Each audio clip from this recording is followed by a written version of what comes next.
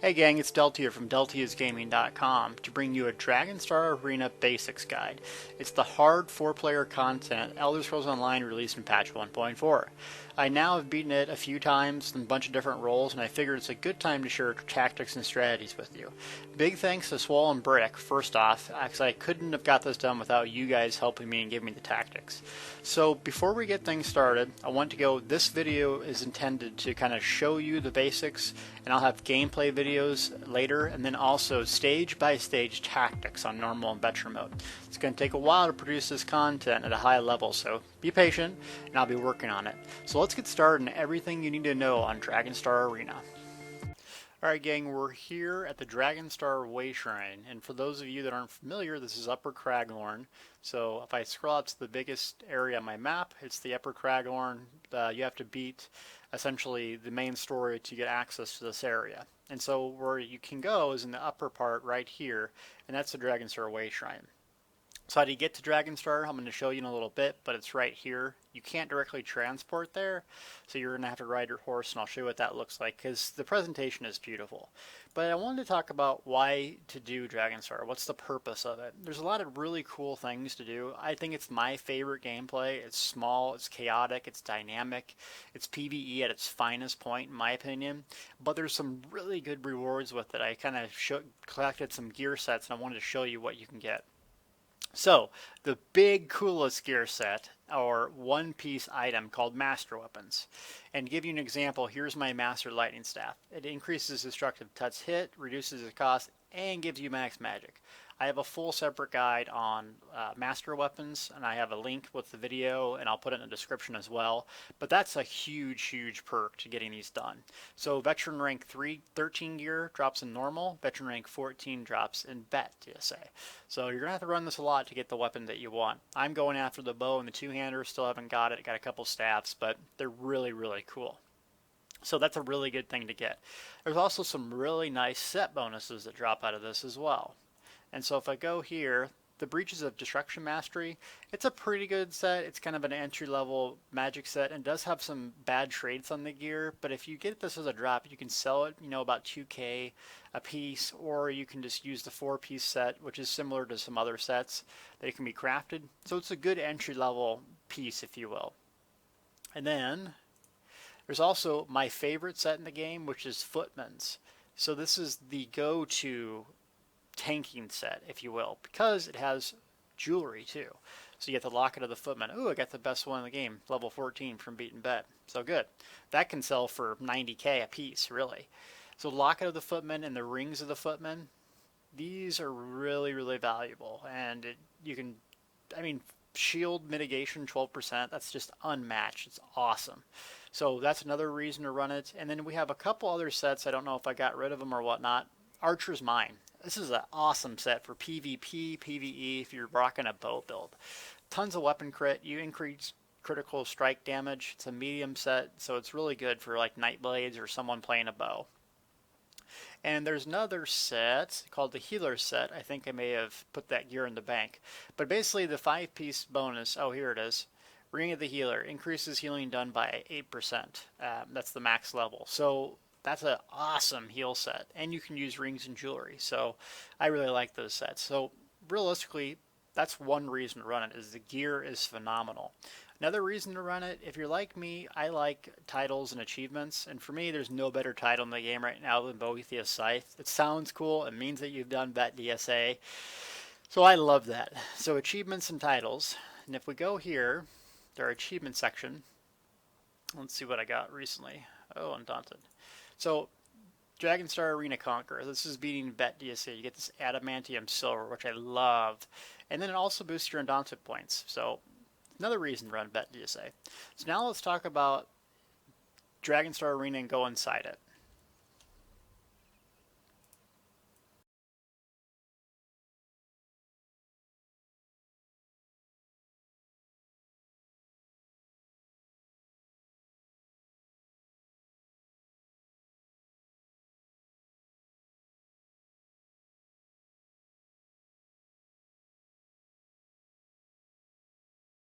Alright, so we're back here, same place, same bat time, same bat channel with my sturdy, trusty dog here.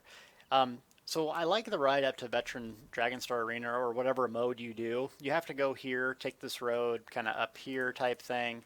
And it's a beautiful scene. Stop and pick flowers all the time, especially if it's Columbine. I will pick flowers. So while I'm riding here, we're usually talking to the team, basically our general strategy. We're doing some checks, checking our food, checking our charges. How many weapons? Say I need some weapon charges. So I'm going to charge my weapon. Look at my food. Got an hour left on my food, so I'm good there. I'm going to check. Do I have potions? Yep. I got my spell power potions. Do I have an extra food? Yep. Got that. I have plenty of other tripod potions and everything I need. Do I have soul gems? You're going to need that. So kind of just riding up here. Enjoy the scene, but also make it productive and check your stuff. You can zone in and travel the player once one person's in, so someone's going to have to take this ride. I love it. I mean, look at how cool this is in the distance, the beautiful pillars, and I got max view range. It's just epic coming up here. I love Dragonstar Arena. It's just so much fun. So coming in here, another couple things you need to know is this is the entrance, okay? So before you go in, check what mode it's on. Right here is veteran or normal. If you haven't done it before, I recommend doing normal. That way you can do it, if you're below VR14, you can do it with a group, but this can only be done via VR14. It's the veteran mode. So set it to normal. That's going to determine what level or what you can do and how it's going to be done. Dragonstar Arena group. That's the beautiful loading screen of Dragonstar Arena. And what is it? It's a 4-player dungeon that has like a theme per stage, if you will. And these stages have like their own mechanics, their own bosses, their own weapons, and that sort of thing. Each stage has 5 rounds. So like usually stage 1 is introducing you to a boss. Stage 2 is introducing you to new mechanics. Stage 3 adds a little more mobs or something. Stage 4 is like maybe another mechanic and then also just tons of mobs. Then you get to the boss phase, which you have to basically do all of those things beforehand and add a boss in.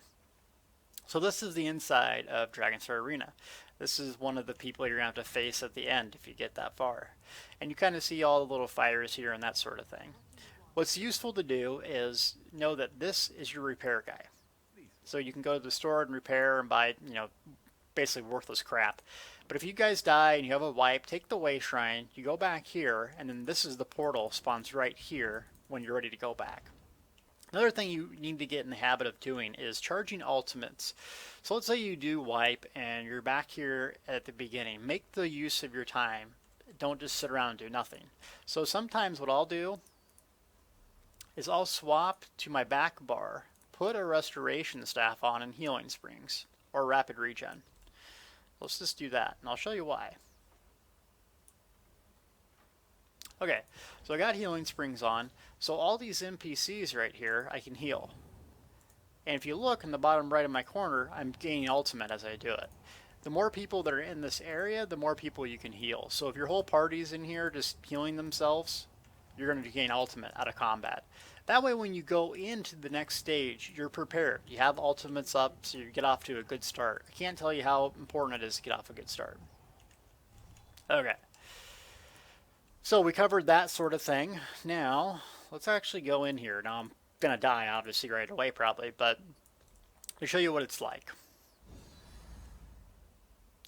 So we go into the entrance of Dragonstar. It's kind of cool, creepy, and you start hearing the crowd as you turn around. Isn't that cool? I love all the touches they put in this dungeon.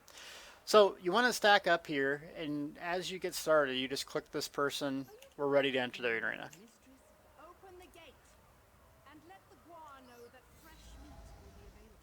So after I die, I'm going to Way Shrine. Then I want to talk about each stage briefly. Like I said before, I'm going to have guides on each stage. But this is just to show you some stuff. In that back corner right there, that tells you what round you're on. So they light up as you finish rounds. So we're on number 1, obviously, now. Got me and my little sturdy dog. We're going to beat this. Probably not. Okay, so you have spawns, and that's how they spawn out of these little teleporter type things. Like I said, this is just to demonstrate how it looks and stuff, so I'm not going to be talking guide specific stuff yet.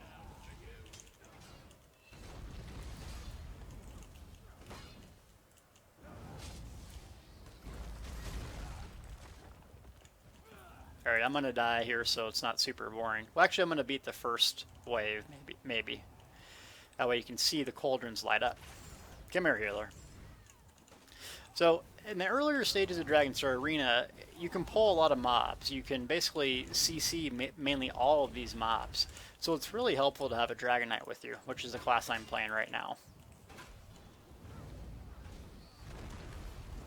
And you'll notice I'm block casting a lot. Why do I block cast? Well, because that way if I get hit really hard, it's not a big deal.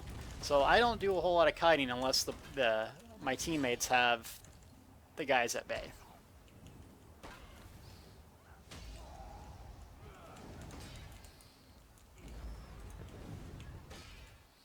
No stamina. Ooh, almost got me. Not so much, buddy. Alright, now he's gonna die. So, another thing, you need stamina. Even as a caster, what I'm playing, you gotta block a lot. You gotta take a lot of stamina, so be careful with that. Okay, so I think I beat that round. You'll hear the crowd cheer, and you'll notice this cauldron light up. That tells you what round you're on. As they light up, once it lights them all up, then you pass through this gate, leading to a big teleporter with the next round. So let's just die here, just because you don't want me to just try to solo this thing. Maybe I could. That would be a cool video. Soloing Dragonstar Arena.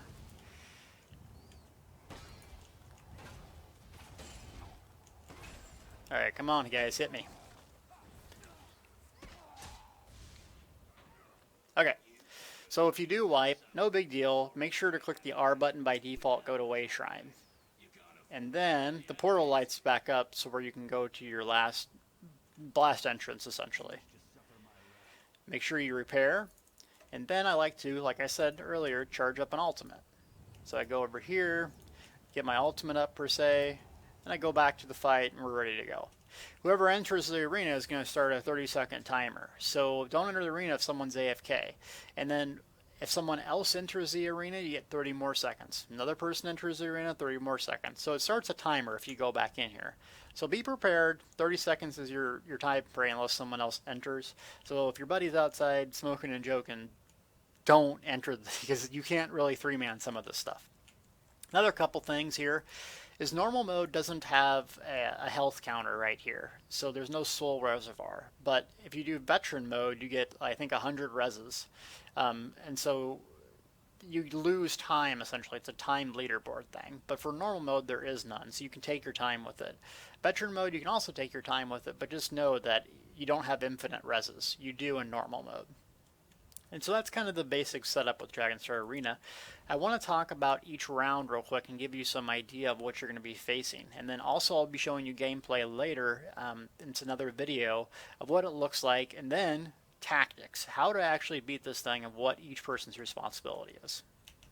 Alright, so we're going to do a real quick rundown of each stage along with pictures of them. Stage 1 is Fighters Guild. What you're going to face here is basically some Fighters Guild mobs. The thing you have to worry about is the healing circle, which is a red circle on the ground, and then also they do the Flawless Dawnbreaker to you in a big AoE cleave. Not too difficult, so make sure that you point the enemies away, get them out of the healing circle, use a lot of stuns. Stage 2, Frozen Ring. What you need to worry about here is basically mobs out in the distance, archers, casters, pull them in, nuke them down in AoE. Veteran has a different mechanic, which you have to light torches. I'll explain that later. But realistically, you want to chains or focus target the casters at the distance. Stage 3, the Marsh. This is one of the harder ones as you have poison spawns that randomly crop up throughout the dungeon. Now there is a position where you can take on the left-hand side, clear back up against a wall where the poison doesn't reach you. That's what I like to do, though it seems kind of cheesy. It works for me, so you really need to watch out for the poison fields, the Nereids, the Wamasus. Not too difficult. Stage 4, the Slaver Pits. This is going to have slavers that basically put a debuff on you that you're going to have to walk around the outside or place at a distance. It's not too hard, but the main thing to do here is not get spread out. You want to be spread out enough that you can get heals from your Breath of Life Healer Templar, if that's what you're using. Otherwise, just do damage as normal to these slavers, kill the ads, and then go back to the boss if it's available. Nothing too difficult. Stage 5, the Celestial Ring. This one can be tricky on veteran mode, but what you're going to have to do is nuke down the Shadowcasters as they spawn. These are going to spawn things at your feet that if you don't get to these totems really far away will insta-kill you. So make sure that you're killing the Shadowcasters, charging up ultimates before another one spawns, and just dropping everything on them. You do that, it's not going to be a problem. Stage 6, the Grove. This is an archer basically mechanics similar to stage 5, where this archer will charge up a big attack, shoot it at you, that will drain your magic and stamina. Treat it similar to the Shadowcasters in stage 5. You want people to have ultimates and to focus target that thing down right away. If you do that, make sure to stay out of the green pools unless you need resources, otherwise it's not too difficult. Stage 7, Circle of Ritual. This is an Evil Hunter DPS phase, where you can use Evil Hunter to damage undead and get more damage. This isn't too bad. What's going to happen is basically they have sacrifices that come from either north, west, or east that walk slowly, look weird, and that will hit these totems and spawn huge ads. Your main goal here is just to stop those, assign one person to each side, including the healer, and stop those summoners, or the sacrifices, from reaching their destination. Otherwise, stack up in the middle, drop ultimates, kill trash, but just make sure you focus on the sacrifices. Stage 8, the Steamworks. A lot of people have a problem with this one. I personally like this. It's really healer and tank intensive, because you're going to have people running around doing huge swirly damage things. What do you need to do? The same sort of thing. Don't panic, block a lot, make sure you're chainsing in or ranging down those casters, and it shouldn't be too difficult. Stage 9, Crypt of the Lost. This one is my favorite actually, because there's tons of mobs to kill, and you can also use Evil Hunter, so my DPS numbers are just through the roof. It has some unique mechanics where you can't stand on the ground or you get sucked down below. What I recommend people doing is going to the north side and staying there for the most part of the fight. Pull mobs to you or range them down, and it's not going to be that much of a problem. Stage 10, Champions Arena. I don't want to spoil this, but it's the hardest in the game, and the only one that has basically only one phase, or only one round. It's just to kill the boss. They had spawned some ads at different HP markers, but you can have a whole huge long video on just explaining this. And for those that don't want to spoil it, I totally get that, but it's a really unique, fun, cool fight. All I can say is fire resist. Before we go, I wanted to touch on one last thing, which is group composition and class balance. Right now in the game, there's probably some better classes to bring than not, but every class can do this. Every class shines at a particular role, and I've been proven wrong a million different times. So first off, this is generally my opinion on what works best. Take it, leave it, do whatever you want with it, but I know that a lot of people have problems with certain different classes. You just have to focus your group composition and your tactics based on your strengths and weaknesses. So my Dragon Knight, Deltia. What does he do well? He has a lot of AoE damage and he does extended chains, so he makes up for the lack of range with pulling in targets. Having more than one Dragon Knight in your group is really advantageous in my opinion, because one can tank, one can chains, and they're really hard to kill. The downside, like I said, they don't have much range, except if you're using bow or crushing shock build with your destruction staff. So what they make up for in range, they can basically make up for an AoE and a powerful ultimate. Second is the Nightblade, a really strong DPS class, and the Dragon Knight's great as a tank or a DPS. The Nightblade I think is really suited well for DPS only. It doesn't have burst healing, it has some healing but not that good. You can tank with it, though I haven't had a whole lot of luck with it, but it shines with dropping Veil of Blade Ultimate. That damage reduces for everyone, super important. The downside of the Nightblade is that it is a little squishier, so you're going to have to change your build and block a lot to make up for that. But if you're using Sap Essence, Funnel Health, and that type of build like I have, the Blade Runner, you're going to have so much off healing for the team. It's really valuable. My Templar. Templars make great tanks or healers. They can make good DPS too, though I haven't found a recipe to basically keep up the ultimates like I can with the other classes. So this is one that could probably do everything, honestly, even though a lot of people hate on Templar DPS.